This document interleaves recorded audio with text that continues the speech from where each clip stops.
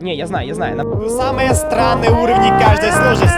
И, друзья, ютуберов, чтобы устроить гонку достижений. И тот, кто соберет их больше за 1 час, победит. Ютуберов гонку на рандомном уровне. И нет фортуны с финальным призом в 1000 рублей.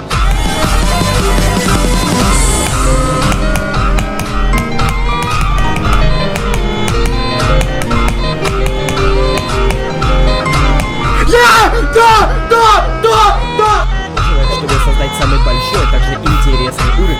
Этих мусор. Среди них Bloodbath, Retrain, Unity, V и легендарный скелетал Шенанигans. У нас есть колесо фортуны, которое решит, кому какой уровень достанется. Обычно вообще в видосах своих я кручу последний, но Трикаден захотел, чтобы он был последний, поэтому если бы мне выпал Bloodbath, это было бы интересно. Блин! Мне на самом деле есть офигенная идея. Не, ну ты именно резко левел пришел. Тут просто легкая черная дырочка. Окей, это завоз.